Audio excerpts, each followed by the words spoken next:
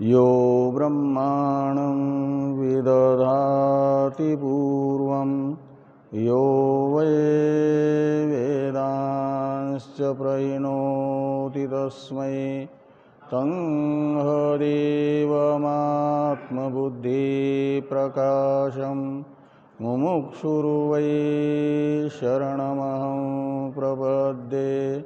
ॐ शान्ति शान्ति शान्तिः। शङ्करं शङ्कराचार्यं केशवं बादरायणं सूत्रभास्य कृतो वन्दे भगवन्तौ पुनः पुनः। ईश्वरो गुरुरात्मेति मूर्तिभेदविभागिने व्योमवद्व्याप्तदेहाय दक्षिणामूर्तये नमः। ॐ शान्ति शान्ति शान्तिः।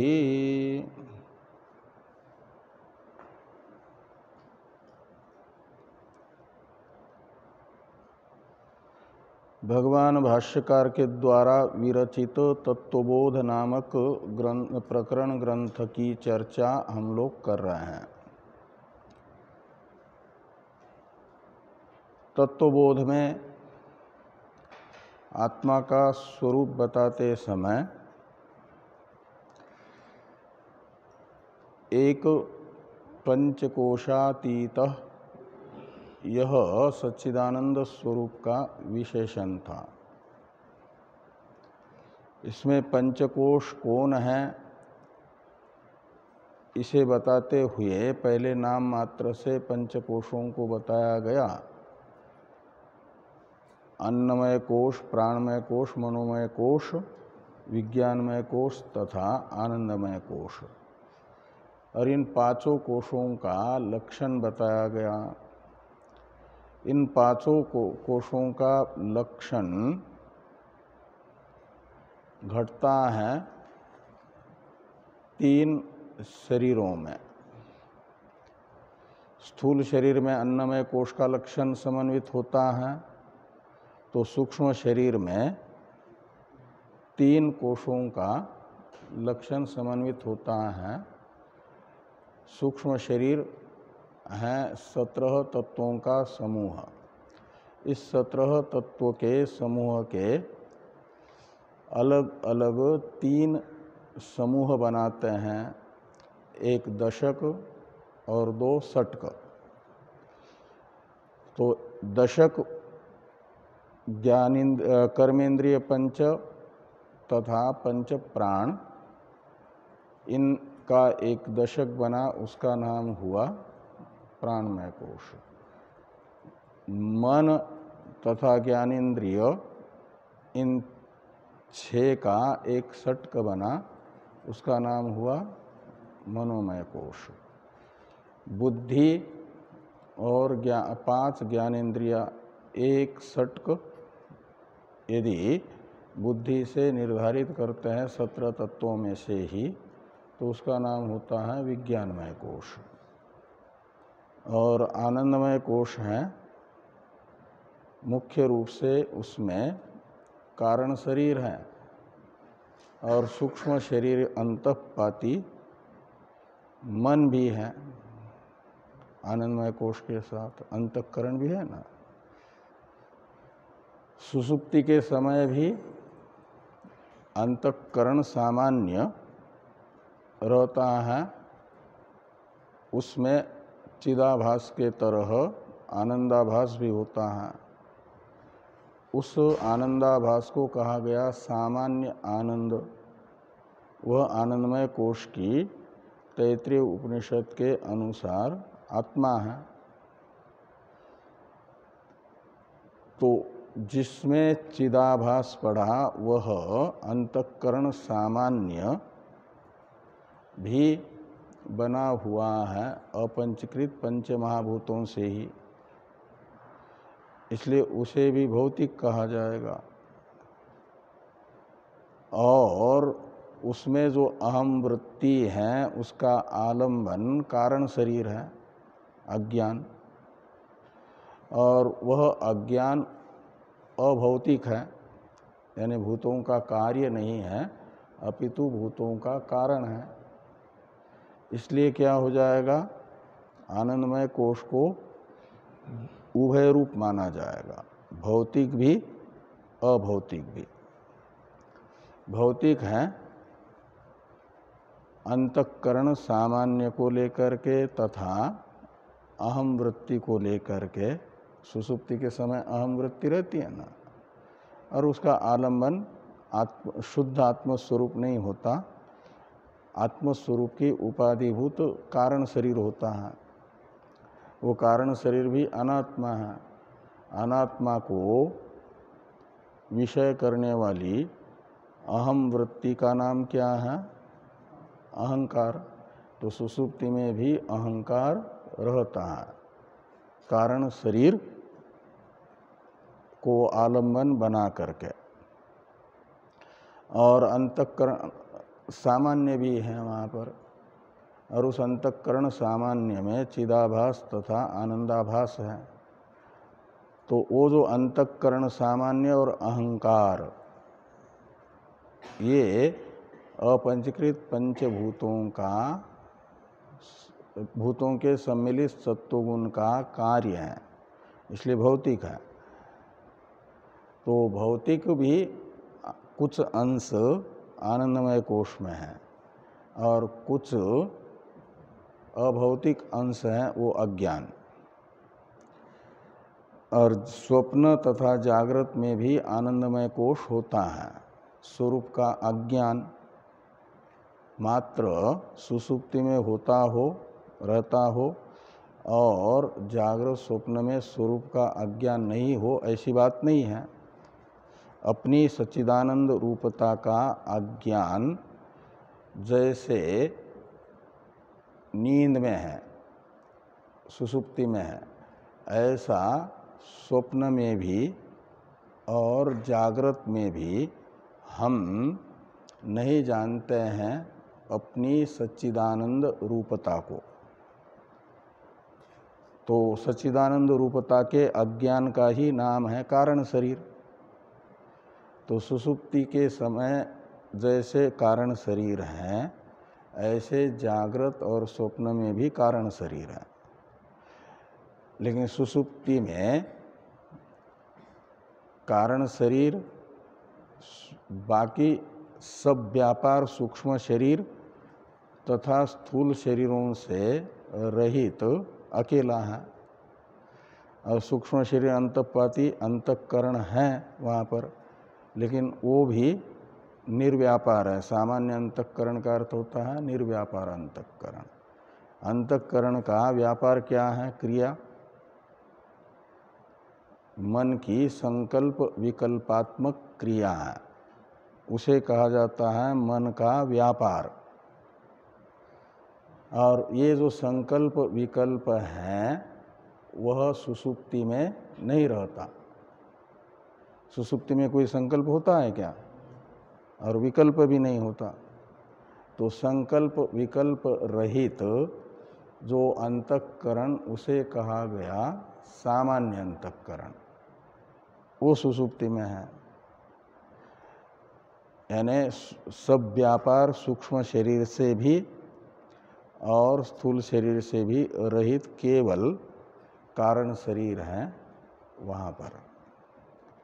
और स्वप्नावस्था में कारण शरीर के साथ साथ सब व्यापार मनात्मक वासना में जगत रहता है ना। वासनाएं एक प्रकार से संस्कार है, और उस संस्कार का कार्य है संकल्प विकल्प। तो स्वप्न में संकल्प विकल्प भी रहता है, यानी मन का सब व्यापार रहता है, क्रिया रहती है। तो सब व्यापार जो मन रूप अंतःकरण है, उसके साथ कारण शरीर रूप अज्ञान वहाँ पर रहता है। कहाँ? स्वप्न में। और जागृत में सूक्ष्म शरीर अंतःपाती प्रत्येक तत्व सब व्यापार होता है 17 तत्वों में से। और स्थूल शरीर भी सब व्यापार होता है। स्थूल शरीर की भी क्रियाएं होती है कि नहीं? तो इसलिए सब व्यापार स्थूल शरीर एवं सब व्यापार सूक्ष्म शरीर के साथ स्वरूप विषयक अज्ञान रूपी कारण शरीर रहता है जागृत अवस्था में। और इनमें इसलिए आनंदमय का जागृत और स्वप्न में निरंतर अनुभव नहीं होता। गहरी नींद में तो जब तक है तब तक सुख से सोया ये अनुभव होता, दुख का अनुभव नहीं होता है ना। तो गहरी नींद में सामान्य अंतःकरण में आनंदाभास ही होने से तो वहाँ तो पूर्ण रूप से आपको आनंदमय कोश की अनुभूति होगी। लेकिन स्वप्न में अनुकूल पदार्थ के वासना में अनुकूल पदार्थ के दर्शन प्राप्ति तथा लाभ भोग से क्रमतः प्रिय मोद प्रमोद वृत्ति होगी और उस वृत्ति से युक्त स्वरूप विषयक अज्ञान रहेगा स्वप्न में। और जागृत में भी प्रिय मोद प्रमोद रूप जो अंतःकरण की वृत्ति विशेष हैं जिनको सुख कहा जाता है, व्यावहारिक जागृत अवस्था के स्थूल पदार्थों के दर्शन से प्राप्ति से और भोग से होने वाली अंतःकरण की प्रिय मोद प्रमोद रूपा जो वृत्ति है उससे युक्त स्वरूप विषयक अज्ञान रहेगा। तो जब वह अज्ञान प्रिय मोद प्रमोद वृत्ति से युक्त होगा उस समय तो आनंदमय कोश की अनुभूति जागृत में भी और स्वप्न में भी होगी। और लेकिन आनंदाभास तो वहाँ रहेगा ही अंतःकरण सामान्य जागृत और स्वप्न में भी होने से। लेकिन वो सामान्य जो है विशेष से आवृत्त होता है। जब हमारी विशेषाकार ही वृत्ति रहती है, जब घट को ही देखते हैं तो घटाकार वृत्ति से मृतिकाकार वृत्ति अभिभूत मानी जाती है। कार्यग्राही ही जिसका चित्त है वह कार्य में अन्वित जो कारण है उस कारण का ग्रहण नहीं कर पाता। जब कारण को ग्रहण करेगा केवल कारणाकार होगा तो माना जाएगा सामान्य स्वरूप विषयक है वो। और घट कसोरा कुल्लड़ आदि के कार्य विशेष का ही मात्र ग्रहण करेगा मृतिका के तो उस समय मृतिकाकार वृत्ति नहीं होगी, वहाँ विद्यमान मृतिका होने पर भी गृहीत नहीं होगी। ऐसे ही प्रतिकूल पदार्थ के दर्शन प्राप्ति तथा भोग से प्रिय मोद प्रमोद आदि से विपरीत जो वृत्तियां हैं उन वृत्तियों से आनंदाभास सामान्य जो आनंद है वह आवृत्त रहता है। इसलिए जब पापात्मक प्रारब्ध फलोन्मुख होता है अंतःकरण में प्रिय प्रतिकूल पदार्थों के दर्शन लाभ तथा भोग से प्रियादि से विपरीत वृत्तियां बनती हैं उस समय आनंदाभास होने पर भी, यानी आनंद सामान्य होने पर भी उसकी अनुभूति नहीं होगी, वो अभिभूत रहेगा, ढका हुआ रहेगा। तो इस प्रकार ये 5 कोश हुए, उसमें से आनंदमय कोश तो भौतिक अभौतिक उभय रूप हुआ, और बाकी 4 कोश भौतिक ही हैं। अन्नमय कोश स्थूल भूतों का कार्य है, और 3 जो है प्राणमय, मनोमय, विज्ञानमय, यह सूक्ष्म भूतों का कार्य है। सूक्ष्म भूतों के कार्य को भी भौतिक कहा जाएगा, स्थूल भूतों के कार्य को भी भौतिक ही कहा जाएगा। तो 5 कोश एक प्रकार से भौतिक है, कारण शरीर भौतिक अभौतिक उभय रूप है, इसलिए भौतिक भी कहा जाएगा उसे। अब ये जो कोश हैं 5, संसार में मनुष्य के विवक्षा भेद से कहीं 4 भेद करते हैं, कहीं 3 भेद करते हैं, कहीं 2 भेद करते हैं। 4 भेद करते हैं उस समय पामर, विषयी, जिज्ञासु और मुक्त। जब 3 ही करेंगे तो अविवेकी के 3 भेद होंगे।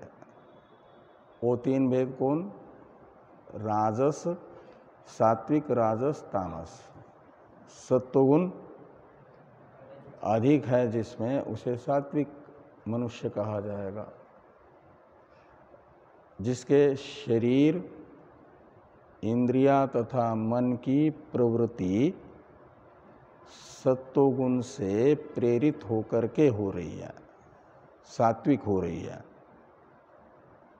उसे कहा जाएगा सात्विक मनुष्य। रजः प्रधान प्रवृत्ति वाला राजस, तमः प्रधान प्रवृत्ति वाला तामस। और दूसरा, जब 2 ही भेद करते हैं, विवेकी अविवेकी, इस रूप से 2 भेद। तो ये 5 कोश विवेकी को भी प्रतीत होते हैं, अविवेकी को भी प्रतीत होते हैं। विवेकी यानी वेदांती, ज्ञानी, मुक्त, और अविवेकी है अज्ञानी। इन दोनों को भी 5 कोशों की प्रतीति होगी। लेकिन जो अज्ञानी है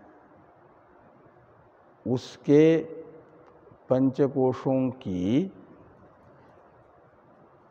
प्रतीति उसे जो हो रही है वह अहंतया होगी, मैं के रूप में होगी। अन्नमय कोश को ईदं के रूप में न देख करके अहंतया ग्रहण करेगा। मैं मनुष्य हूँ, मैं श्वासोश्वास ले रहा हूँ का मतलब प्राण हूँ। प्राण में तादात्म्य अभिमान करके ही श्वसन आदि व्यापारवान हो सकता है। मैं संकल्प विकल्प कर रहा हूँ, तो अंतःकरण में अहम अभिमान करके ही ऐसा कर सकता है। ये मेरा निश्चय है। ये अभिमान भी बुद्धि में, विज्ञानमय कोश में तादात्म्य अभिमान करके ही कर सकता है। मैं सुखी हूँ, सुख से सोया, ये अज्ञान में तादात्म्य अभिमान करके ही कर सकता है। तो इस प्रकार 5 कोश की प्रतीति अविवेकी को यानी भ्रांत पुरुष को भी हो रही है। अविवेकी, भ्रांत, अध्यासवान, ये पर्यायवाचक शब्द हैं। और जो विवेकी हैं, विवेकी, ज्ञानी, मुक्त, उसे भी पंचकोशों की प्रतीति होगी, लेकिन मैं के रूप में नहीं। मुक्त कौन है? जो अपने आप को पांचों कोशों से अतीत समझ रहा है। सच्चिदानंद मैं हूं। शुद्ध सच्चिदानंद को मैं के रूप में करामलकवत अनुभव करने वाले का नाम है मुक्त, विवेकी, ज्ञानी। उसे ये पांचों कोश प्रतीत होंगे, लेकिन मैं के रूप में नहीं, इदं के रूप में। वह पांचों कोशों का साक्षी रहेगा। जैसे अवस्थात्रय का साक्षी है, ऐसे पांचों कोशों का साक्षी है। उसे मदीयम शरीरम, मदीया प्राणा, मदीयम मनः, मदीया बुद्धि, मदीयम अज्ञानम। मदीय शब्द का अर्थ होता है मेरा, आत्मीय, आत्मा नहीं, आत्मीय। मेरी उपाधि अन्नमय कोश है, न कि मैं अन्नमय कोश हूँ। प्रारब्ध का फलोपभोग करने के लिए भोगायतन के रूप में प्रारब्ध से प्राप्त मुझे अन्नमय है कोश। ऐसे भोगोपकरण के रूप में प्राप्त हैं सूक्ष्म शरीर, भोक्ता तथा भोगोपकरण के रूप में। और सच्चिदानंद रूप को मैं नहीं जानता हूँ, ये मेरा सच्चिदानंद रूप विषयक अज्ञान है, आनंदमय कोश। ये पांचों कोश मुक्त को भी ज्ञात हो रहे हैं, लेकिन अपनी उपाधि के रूप में अपने से भिन्नतया। जो अपना है उसे कहा जाता है मदीय। आप स्वयं अपने हैं या आप हैं? स्वयं है, आप हैं। और ये कॉपी और पेन वो मदीय है, उसे कहा जाएगा मेरी पेन, मेरी कॉपी। मेरा तत्व विवेक नामक ग्रंथ, मेरा स्वाध्याय कक्ष, मेरा आवास कक्ष जैसे होता है, ऐसे पांचों कोश विवेकी को मदीय के रूप में ज्ञात होंगे, यानी मेरे इस रूप में प्रतीत होंगे, न कि मैं के रूप में। और भ्रांत पुरुष को, अविवेकी को मैं के रूप में ये पांचों कोश प्राप्त होंगे, और प्राप्त होगा पंचकोशों संबंधी जो है वो मदीयत्वेन रूपेण ज्ञात होगा।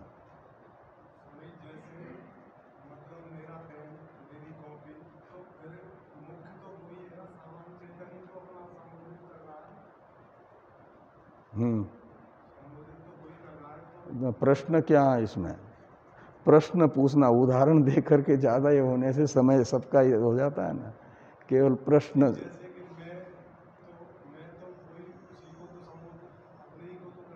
हाँ, मुक्त करेगा मैं के रूप में मुख्य आत्मा को संबोधित, गृहीत। और बाकी जो मिथ्या आत्मा है और गौण आत्मा है उसको मदीय के रूप में, मुक्त आत्मा को ये गृहीत होंगे। तो जैसे ज्ञानी को भी आवास अपना बना ये पंच कोशों का, लेकिन वो अपना जो है कह नहीं पा रहा है ज्ञान के उसका। जैसे ज्ञानी को भी ओह, उदाहरण दे करके प्रश्न करने से सीधे सीधे प्रश्न कर लो। जैसे उसका अनुभूति तो ज्ञानी को भी हो रही है, तो जैसे ही उदाहरण हो गया तो ज्ञानी को पंचकोश की मदीय के रूप में अनुभूति होती है, पांचों कोशों की। मदीय का मतलब मेरे, जो मेरा होगा वो मैं नहीं हूँगा। तो मैं के रूप में केवल सच्चिदानंद ज्ञानी के अनुभव में आता है और मेरे के रूप में बाकी पंचकोश आते हैं। इसे यहाँ पर कह रहे, इसलिए इनमें अनात्मत्व है। जैसे मेरा मकान, तो मकान अनात्मा है, ऐसे मेरा शरीर, मेरा मन, मेरे प्राण, इनमें इनकी भी प्रतीति पांचों कोशों की मेरे के रूप में हो रही है। इसी को संस्कृत में मेरे को कहा जाएगा मदीय। और जो मदीय होगा वह मैं नहीं हूँगा, मैं यानी आत्मा। तो जो मदीय होगा वो अनात्मा होगा। तो पंचकोश अनात्मा है। इसे कह रहे हैं आगे भाष्यकार भगवान कि ये तत्कोश पंचकंच मदीयम शरीरम मदीया प्राणा मदीयम मनो मदीया बुद्धिर्मदीयम अज्ञानम इति मदीयत्वेनैव ज्ञायते। ज्ञायते कौन सा लकार है? लट। कितने वाच्य होते हैं? लकार कितने अर्थ में आता है? दो ही, तीन होते हैं। तो ज्ञायते ये कर्तृवाच्य है कि कर्मवाच्य है कि भाववाच्य है? हैं? कर्मवाच्य। कर्मवाच्य में जो कर्म का बोधक पद होगा वाक्य में, उसमें कौन सी विभक्ति आती है? प्रथमा। तो ये जो प्रथमांत कौन है यहाँ पर? ये तत्कोश पंचकम च मदीयत्वेनैव ज्ञायते, ऐसा अन्वय करिए। ये तत्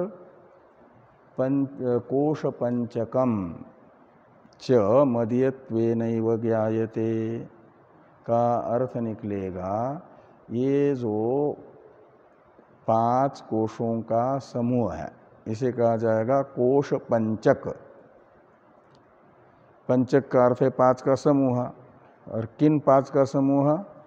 तो कोशों का, पांच कोशों का समूह, ये कोश पंचकम शब्द का अर्थ निकलेगा। और ये जो पांच कोशों का समूह है ज्ञायते, ज्ञात हो रहा है। किसको? जिसके पास शास्त्रीय दृष्टि है आत्मानात्म विषयक। किसके पास शास्त्रीय दृष्टि है आत्मानात्म विषयक? विवेकी के पास। तो इसलिए विवेकी को कहा जाएगा शास्त्रीय दृष्टि वाला, और शास्त्रीय दृष्टि से यह पंच कोश ज्ञात हो रहे हैं। लेकिन शास्त्र दृष्टि से पंचकोशों को देखेंगे तो किस रूप में दिखेंगे? मय के रूप में या मदीय के रूप में? इसलिए मदीयत्वे नैव, इसमें जो एवकार जुड़ा है वो एवकार व्यावर्तक है। किसका? एवकार होता है व्यावर्तक। व्यावर्तक किसको? व्यावर्तक का अर्थ क्या होता है? व्यावर्तक यानी, हाँ, व्यावर्तक कहते हैं अलग करने वाले को। तो एवकार व्यावर्तक है। किसका व्यावर्तक है? तो अविवेकी को जिस रूप में कोश पंचक ज्ञात होता है उस रूप का। तो अविवेकी को कोश पंचक किस रूप में ज्ञात होता है? अहंतया। इसलिए मदीयत्वेन एव, यहाँ पर जुड़ा हुआ जो एवकार है वह बताएगा कि उसका व्यावर्त्य होगा। वो किसको अलग करेगा? अहंतया, इसको। अविवेकी को जिस रूप में ज्ञात हो रहा है कोश पंचक, उस रूप का व्यावर्तक हो जाएगा एवकार। मैं के रूप में कोश पंचक विवेकी को ज्ञात नहीं होता है, ये एवकार का अर्थ होगा। फिर किस रूप में ज्ञात होता है? तो मदीयत्वेन, मेरे इस रूप में विवेकी को पंचकोशों का ज्ञान होता है। इसलिए कहा कि एतत् कोश पंचकम मदीयत्वेनैव ज्ञायते। तो कर्मवाच्य में कर्ता का बोधक जो पद होगा वह होता है तृतीयांत। कर्तृबोधक शब्द से तृतीय विभक्ति आती है। यहाँ तृतीयांत कौन है? वो कर्ता है। वो तो यद्यपि तृतीया है लेकिन वो कर्ता नहीं है, वो तो इत्थम भावार्थ में तृतीया है। मेरा शरीर इस रूप से, ऐसा बताया जा रहा है। ईदंतया, ये मदीयत्वेन का अर्थ है। और कर्ता हो जाएगा, दो ही कर्ता है, विवेकी अविवेकी। तो विवेकी को अहंतया ज्ञात होता है। तो जब एतत् कोश पंचकम अहंतयैव ज्ञायते, तो उसका कर्ता हो जाएगा अविवेकी भी। अविवेकी को अहंतया ज्ञात होता है। और यहाँ कर्ता कौन होगा? विवेकी। तो तृतीयांत विवेकी पद का प्रयोग करिए न होने पर भी। विवेकी भी ही एतत् कोश पंचकम मदीयत्वेनैव ज्ञायते। तो जो विवेकी है, शास्त्र दृष्टि है, उनके द्वारा कोश पंचक को मदीय इस रूप से ही जाना जा रहा है, यह अर्थ निकलेगा। वो कोश पंचक कौन है? तो अन्नमय, मनोमय इत्यादि। तो उनमें बताया जा रहा है एक एक का नाम लेकर के कि मदीयम शरीरम, अन्नमय कोश का लक्षण स्थूल शरीर में घटाना। इसलिए यहाँ शरीरम शब्द का अर्थ है अन्नमय कोश। जिसमें अन्नमय कोश का लक्षण घटेगा वह अन्नमय, और स्थूल शरीर में घटा है, समन्वित हुआ है अन्नमय कोश का लक्षण। इसलिए मदीयम शरीरम का अर्थ है मदीयम मदीय अन्नमय कोश। इस रूप में अन्नमय कोश जाना जा रहा है विवेकी के द्वारा।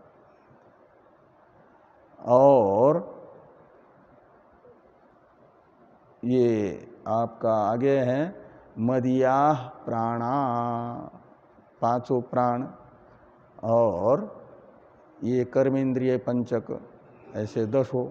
प्राण शब्द से मुख्य प्राण भी लिए जाते हैं 5, और इंद्रियों के लिए भी प्राण शब्द का प्रयोग होता है। इसलिए प्राणा शब्द से प्राणमय कोश जिनका नाम है, सूक्ष्म शरीर अंतःपाती 10 तत्वों के समूह को प्राणमय कोश कहा जाता है ना। वो 10 लीजिए प्राण शब्द से ही। तो मदीयाः प्राणा का मतलब मेरे कर्मेंद्रिय तथा प्राण। इस प्रकार प्राणमय कोश भी मदीयत्व रूप से ही विवेकी को ज्ञात हो रहा है, अहंतया नहीं। और मदीयम मनः, तो मन खाली मनोमय कोश नहीं है, उसमें प्रधान मन है और बाकी ज्ञानेन्द्रिय पंचक भी है ना। 6 तत्वों का जो समूह षटक, उसका नाम है मनोमय कोश। इसलिए मन शब्द से उपलक्षण विधया बाह्य ज्ञानेन्द्रियों को भी लेकर के मदीयम मनः से लिया गया मनोमय कोश। और मदीया बुद्धि ही, बुद्धि को भी उपलक्षण विधया ज्ञापक मानना ज्ञानेन्द्रिय का भी। ज्ञानेन्द्रिय पंचक और बुद्धि ये षटक का नाम है विज्ञानमय कोश। वो भी मदीयत्वेन रूपेण शास्त्र दृष्टि पुरुष को ज्ञात हो रहा है। और मदीयम अज्ञानम, अज्ञान शब्द से अकेला अज्ञान नहीं लेना, प्रिय मोद प्रमोदादि, प्रिय मोदादि वृत्तिमत अज्ञान, ये आनंदमय कोश है। और ये आनंदमय कोश भी शास्त्र दृष्टि पुरुषों को मदीयत्वेन रूपेण ही ज्ञात होता है। ये मेरी उपाधिभूत 5 कोश हैं, मैं इनसे अलग इनका साक्षी हूँ। ये निश्चय जिसका है वो है शास्त्र दृष्टि, शास्त्र यानी वेदांत शास्त्र, और वो वेदांत शास्त्र प्रतिपाद्य आत्मानात्मा का स्वरूप सुस्पष्ट है, अंधकार और प्रकाश के तरह, जिसको उसे कहा गया शास्त्र दृष्टि। और ऐसे शास्त्र दृष्टि पुरुष को मदीयत्वेन रूपेण ये ज्ञात हो रहा है। का ज्ञात होने से, ऐसा ज्ञात होने से हुआ क्या? तो कहा इनमें अनात्मत्व का निश्चय होगा, ये आत्मा नहीं होगा। जो जो मदीयत्वेन रूपेण ज्ञात होगा वह अनात्मा है।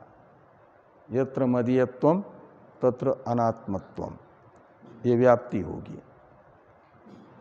इसमें अनात्मत्व व्यापक है और मदीयत्वेन ज्ञायमानत्व कहो या मदीयत्व कहो व्याप्य है।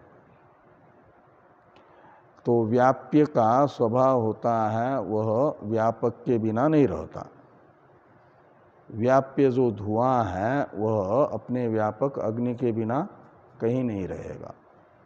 यदि दिखता है कहीं तो निश्चित ही वहाँ अग्नि भी है। इसलिए तो व्याप्य को देख करके व्यापक का अनुमान किया जाता है ना। तो मदीयत्व रूप व्याप्य इन 5 कोशों में रहा। मदीयत्व का व्यापक कौन है? हाँ, तो मदीयत्व व्याप्य है अनात्मत्व का, अनात्मत्व का व्याप्य मदीयत्व 5 कोशों में रहा। तो अविवेकी को भले ही इन 5 कोशों में आत्मत्व बुद्धि हो रही हो, लेकिन है वहाँ अनात्मत्व मदीयत्व का व्यापक, वो गृहीत नहीं हो रहा है। जैसे दूर से पर्वत में धूम दिख रहा है, अग्नि नहीं दिख रहा है, लेकिन अभी तक जहाँ जहाँ भी धुएं को देखा अग्नि के साथ ही देखा है। तो एक निश्चय होता है कि यत्र धूम तत्र अग्नि।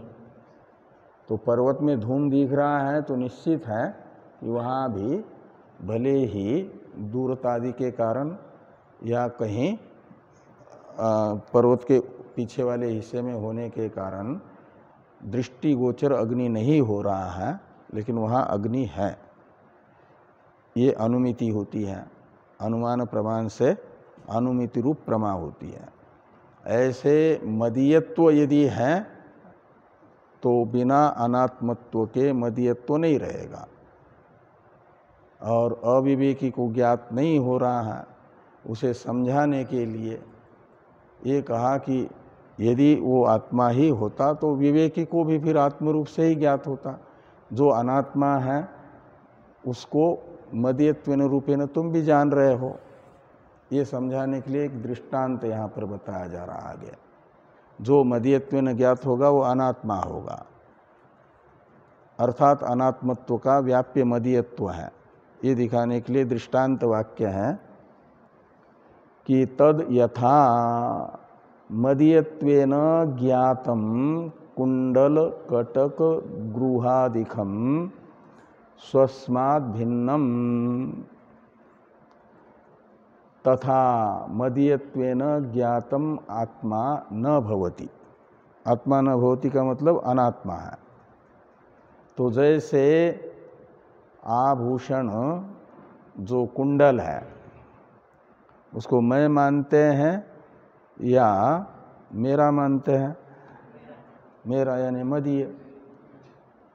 तो कुंडल ये किसका आभूषण है, कौन से अंग का, कौन से अंग के आभूषण को कुंडल कहते हैं? हाँ, और कटक, कटक उड़ीसा में है, उड़ीसा का आभूषण है। ऐसे तो कटक शहर उड़ीसा का आभूषण है भी, लेकिन वो कटक शहर है। और ये कटक है कंकण है। और गृहादि घर, और आदि शब्द से बाकी सब ले लीजिए। ये क्या होगा कि मैं अपने से यानी मदीयत्वेन ज्ञात हो रहा है, इसलिए वह स्वस्मात् भिन्न है। स्वस्मात् ये पंचमेंत स्व शब्द है, इसका अर्थ है आत्मा। स्वस्मात् यानी आत्मनः भिन्नम। कौन? कुंडल कटक गृहादिकम स्वस्मात् भिन्नम यानी अनात्मा है। क्यों? मदीयत्वेन ज्ञात हो रहा है इसलिए। इसका अर्थ है जो जो भी मदीयत्वेन रूपेण ज्ञात होगा वह अनात्मा होगा। तो पांचों कोश भी मदीयत्वेन रूपेण ज्ञात हो रहे हैं, इसलिए वे अनात्मा है। ये कहते हैं कि तथा, अब दार्ष्टान्त वाक्य बता रहे हैं, इसको तार्किक भाषा में कहा जाएगा निगमन। 5 अवयव वाक्य होते हैं ना, प्रतिज्ञा, हेतु, उदाहरण, उपनयन, उपनय और निगमन। तो ये निगमन है। दृष्टांत और वेदांत में कम से कम 3 होने चाहिए, तर्क में तो 5। 3 कौन कौन? प्रतिज्ञा, हेतु, दृष्टांत, ये 3 होने चाहिए। तो ये निगमन वाक्य है कि तथा मदीयत्वेन ज्ञातम आत्मा न भवति। तो जैसे मदीयत्वेन ज्ञात ये पंचकोश हैं, वैसे ही अनात्मा है। आत्मा न भवति का मतलब अनात्मा है। लेकिन भ्रांति से यदि अनात्मा को आत्मा समझना है, भ्रांति है कि विवेक है? भ्रांति है। और कोई ये अनात्मा होता हुआ भी किरीट कुंडलादि के तरह अनात्मा होता हुआ भी इसे आत्मा समझ ले तो भ्रांति ही मानी जाएगी। तो पंचकोश में से किसी भी कोश में अहम अभिमान ये भ्रांति है। ये यहाँ पर बताया गया। आत्मा का स्वरूप बताते समय सच्चिदानंद के अलग अलग 3 विशेषण थे, जो भावात्मक विशेषताओं के व्यावर्तक थे। स्थूल सूक्ष्म शरीरात व्यतिरिक्त पहला विशेषण, अवस्था त्रय साक्षी दूसरा, और तीसरा पंचकोशातीत। इन तीनों का विवरण हो गया और इनका अर्थ बुद्धि में अच्छी तरह से जिसके सुनिश्चित हुआ, दृढ़ हो गया निश्चय, तो वह इन पांचों कोशों, तीनों शरीरों को, पांचों कोशों को और इनकी अवस्था विशेष जो अवस्था त्रय हैं, इनको अपना धर्म नहीं मानेगा अवस्थाओं को, और तीनों शरीरों को कहो या पंचकोशों को अपना स्वरूप नहीं समझेगा, अपितु अनात्मा समझेगा। तो फिर वो आत्मा किसको समझेगा? ये तीनों शरीर या पंचकोश आत्मा नहीं है, जो अज्ञान अवस्था में मैं के रूप में भास रहे हैं भ्रांति काल में। तो वास्तविक आत्मा कौन है फिर? तो यह सच्चिदानंद तिष्ठति, स आत्मा, शुद्ध जो सच्चिदानंद है वो आत्मा है। इन तीनों शरीरों से, पांचों कोशों से अतिरिक्त और तीनों अवस्थाओं का साक्षी जो सच्चिदानंद है वह शुद्ध आत्म स्वरूप है। ये यहाँ पर बताया जा रहा है। पहले आत्म विषयक प्रश्न है कि तरही आत्मा कह। तरही शब्द का अर्थ होता है तब तो, हिंदी में। तरही संस्कृत है, उसका हिंदी तदा, तरही यानी तब तो। आत्मा कह, यदि तीनों शरीर आत्मा नहीं है, पंचकोश आत्मा नहीं है, तो आत्मा कौन है फिर? आत्मा का वास्तविक स्वरूप क्या है? तो कहते हैं सच्चिदानंद स्वरूप। तरही कह आत्मा, इसका उत्तर दिया सच्चिदानंद स्वरूप यह स आत्मा। केवल सच्चिदानंद ये आत्मा है। नित्य ज्ञान और नित्य आनंद। सत का अर्थ है अबाधित। अबाधित ज्ञान चेतन और अबाधित आनंद, इसको कहा जाएगा आत्मा का स्वरूप। इसी को ब्रह्म का स्वरूप भी बताया है। सत्यम ज्ञानम अनंतम ब्रह्म, विज्ञानम आनंदम ब्रह्म इत्यादि वाक्यों में। तो वही आत्मा है। ब्रह्म और आत्मा तो अलग अलग नहीं ना, पर्याय शब्द है दोनों। ब्रह्म भी सच्चिदानंद को बताता है और आत्मा शब्द भी सच्चिदानंद रूपता को ही बताता है। आत्मा पदार्थ भी सच्चिदानंद है, ब्रह्म पदार्थ भी सच्चिदानंद है। इसका अर्थ है कि ब्रह्म और आत्मा अलग अलग नहीं, एक ही का नाम है। पानी और जल एक ही तत्व का नाम है, शब्द दो हैं। ऐसे ब्रह्म, भूमा, सत और आपका आत्मा, इनका उपनिषदों में पर्याय के रूप में प्रयोग हुआ है। सदैव सौम्य इदमग्र आसीत, इसमें सत शब्द का अर्थ क्या है? ब्रह्म। और आत्मा वा इदम एक एव, आत्मा वा इदम एक एव अग्र आसीत नान्यत किंचित मिषत, इसमें आत्मा एव में आत्मा शब्द का अर्थ भी क्या निकलेगा? नहीं तो आत्मा पदार्थ भिन्न होगा, सत पदार्थ भिन्न होगा।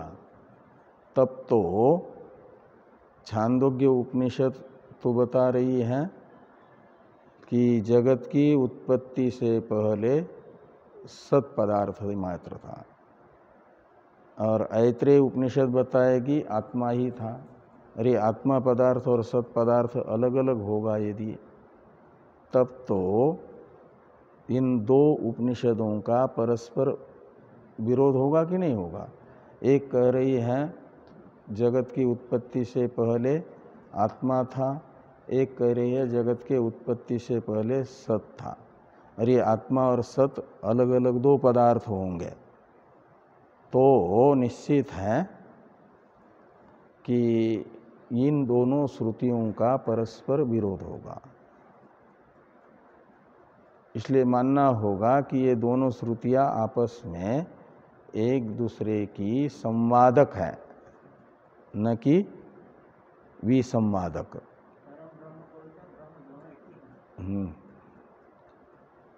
परम तो बाद में लगाना पड़ा, उपाधि को ही, ब्रह्म की उपाधि को ही ब्रह्म समझने लगे तो परम लगाना पड़ा। जैसे घी शब्द का अर्थ क्या है? घी यानी गाय या भैंस के दूध से दही जमाकर मथने के बाद निकला हुआ मक्खन और उससे गर्म करने के बाद बना हुआ जो है उसी को घी कहते थे ना। लेकिन बाद में एक डालडा नाम की कंपनी आई थी। हाँ, आजकल मिलता है कि नहीं वो डालडा? वो वनस्पति था, तेल ही था एक प्रकार से, लेकिन वो जम जाता था। तो घी के विकल्प के रूप में उसका प्रयोग करने लगे लोग। तो घी के विकल्प के रूप में प्रयोग करने लगे तो उसको भी घी कहने लगे। वो भी घी और ये भी घी। तो वास्तविक घी को कैसे ये करने के लिए फिर क्या करना पड़ा? इसके साथ लगाना पड़ा देशी घी। देशी, नहीं तो पहले देशी नहीं कहा जाता था, खाली घी। लेकिन अब मक्खन से बना हुआ जो घी था उसके साथ देशी घी और वो डालडा घी, उसको घी, डालडा घी। और ये जो बाद में फिर ये देशी घी में भी मिलावट शुरू हो गई, तो शुद्ध देशी घी। तो इसमें एक शब्द शुद्ध भी फिर देशी भी, ये शब्द विशेषण के रूप में प्रयोग किए बिना केवल घी शब्द का प्रयोग करने से ही आज से 200-400 वर्ष पहले जिसको अभी शुद्ध देशी घी शब्द से कहा जा रहा है उसे समझते थे लोग खाली घी शब्द से। ऐसा होता था ना। ऐसे पहले आत्मा का मतलब ही सच्चिदानंद यानी ब्रह्म ही था, उसको पर और ये सब लगाने की जरूरत ही नहीं है। लेकिन फिर आत्मा की जो छाया है अंतःकरण में पड़ी हुई चिदाभास और अंतःकरण की उपाधिभूत जो ये पंचकोश हैं, शरीर त्रय हैं, इनको भी आत्मा कहना शुरू कर दिया। ब्रह्म की उपाधि को भी ब्रह्म कहने लगे। गीता में ही ब्रह्म शब्द का प्रयोग हुआ है ब्रह्म की उपाधि के लिए।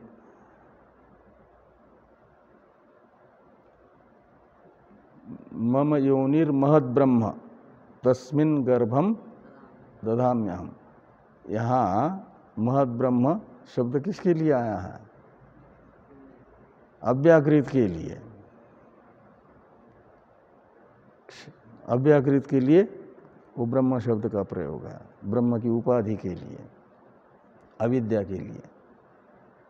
भगवान उसमें यानी वो तो जगत की परिणामी उपादान कारणभूता प्रकृति है और उसमें और भगवान पिता हैं,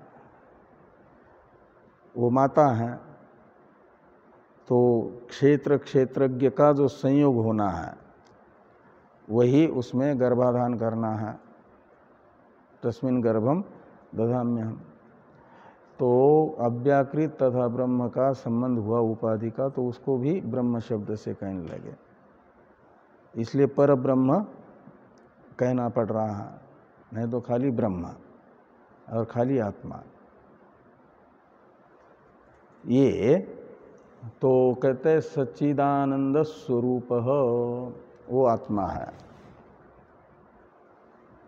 अब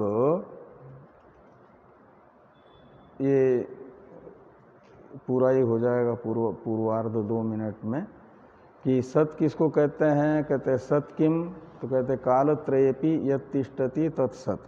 जो तीनों कालों में अबाधित रूप से रहे, जिसका कभी अभाव न हो, तीनों अतीत काल में जो था वर्तमान में रहता है और भविष्य में भी रहेगा। गीता का उपदेश प्रारंभ इसी से हुआ, आत्मा को सत बताते हुए ही। नत्वेवाहम जातुनासम नत्वम नेमे जनाधिपा, इससे अतीत काल में विद्यमानता बताई गई आत्मा की।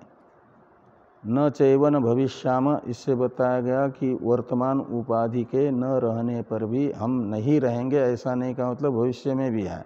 और वर्तमान में अस्तित्व के विषय में किसी को स्वयं के संशय नहीं होता, का मतलब आत्मा सत है, तीनों कालों में रहने वाला जो है वो आत्मा है। और चित किम, तो कहते हैं चित किसको कहते हैं, तो साधनांतर निरपेक्षेण स्वयं प्रकाशमानतया इतर पदार्थावभासकम यत् तच्चित, जो किसी दूसरे की सहायता के बिना स्वयं भासमान हो रहा है और क्षेत्र को भी भाषित कर रहा है, भाष्य जगत को भी अव्याकृत से लेकर के स्थूल शरीर पर्यंत समस्त भाष्य जगत को भी भाषित कर रहा है, उसे कहा जाता है चित। वो दूसरे का अवभाषक है और स्वयं प्रकाश है। सूर्य जैसे स्वयं प्रकाश होता हुआ जगत का अवभाषक है। गीता के 13वें अध्याय में सूर्य के ही उदाहरण द्वारा क्षेत्रज्ञ को क्षेत्र मात्र का अवभाषक बताया गया और अपने स्वरूप से ही अवभाषक है वो। और आनंद कह, तो आनंद किसको कहते हैं, तो कहते हैं सुख स्वरूप, जो सुख स्वरूप है वो आनंद है। एवं सच्चिदानंद स्वरूपम आत्मानं विजानियात, इस प्रकार तीनों शरीर पंचकोश से अतीत अवस्थात्रय के साक्षी सच्चिदानंद को ही आत्मा मुमुक्षु समझे। आत्मा यानी मैं, अपना वास्तविक स्वरूप सच्चिदानंद है ऐसा अनुभव करें, तो उसका जो अपेक्षित मोक्ष है समूल अध्यास की निवृत्ति रूप, वह उसे प्राप्त होगा। अब उत्तरार्ध है, इसकी चर्चा हम लोग कल से करते हैं। ओम पूर्णमदः पूर्णमिदं पूर्णात् पूर्णमुदच्यते पूर्णस्य पूर्णमादाय पूर्णमेवावशिष्यते। ओम शांति शांति शांति। शंकरं शंकराचार्यं केशवं बादरायणं सूत्रभास्य कृतो वंदे भगवन्तो पुनः पुनः। ईश्वरो गुरुरात्मेति मूर्तिभेद व्योमवद्व्याप्तदेहाय दक्षिणामूर्तये नमः। ओम शांति शांति शांति।